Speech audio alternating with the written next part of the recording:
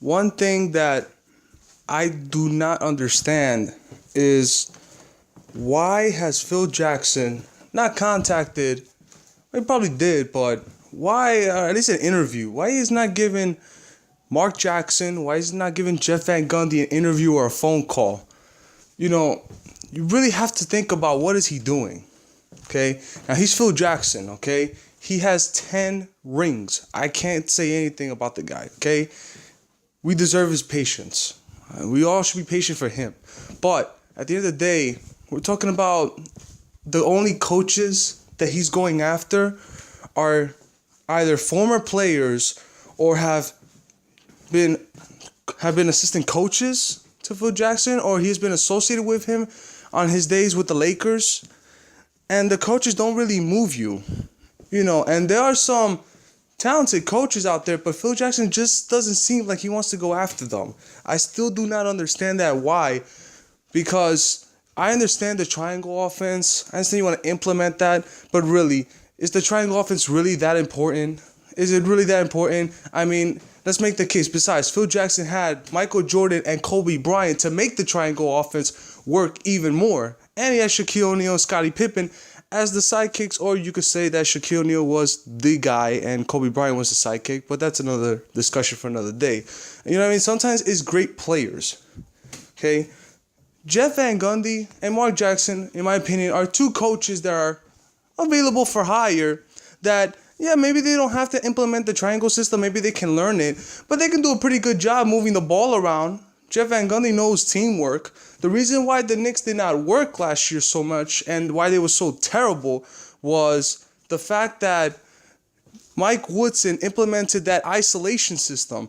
If you get Mark Jackson or Jeff Van Gundy or somebody else, or maybe even a Steve Kerr, that's not going to happen. Triangle offense or no triangle offense, the ball is going to move. Carmelo Anthony, with basically surrounded by veterans, and all he did was play isolation. And they won 54 games, and they got to the second round to a 6-game against Indiana where they came very close to winning, if not for actually giving the ball to Iman Shumpert in the fourth quarter. But, it happened. History is history. At the end of the day, you don't need the triangle offense to win a championship. Okay? That's not the only system out there. Yes, it produced 10 championships, but was it the system or was it the players that made the system look so great? I'm just a little bit concerned at why Phil Jackson is so obsessed with implementing triangle and getting a younger coach. I mean, I'm pretty sure Jeff Van Gundy could use the triangle offense. I'm pretty sure Mark Jackson might be willing, maybe not, because he has his own ego in a way. You saw what happened with the Warriors. He might not be able to do the triangle system, but maybe so. But I think, to me, the coach that the Knicks should get, in my opinion, is Jeff Van Gundy. He's already said how much he messed up when he left the Knicks. I think he wanted to redeem himself. I think you can get him. I mean, whoever Phil Jackson gets, we don't know. But I just think this coach that you get, if you're going to get a young or a mentor, Brian Shaw, whoever it is, if it's gonna be on such an emphasis on that triangle offense, I think you might as well get somebody who already knows he's successful and you know what you're gonna get. Because if you get an unknown product, you don't know what you're gonna get. Okay?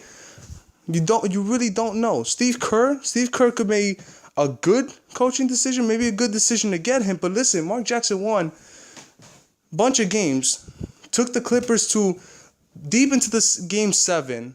But still got fired. Okay? So Steve Kerr really has a lot of expectations. Is he really going to live up to that?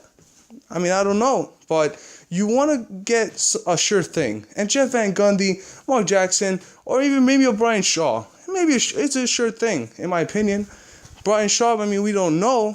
But I think Brian Shaw, if Carmelo Anthony stays, maybe he could do something. But it's just my opinion. So please comment below. Tell me your opinion, and have a good day.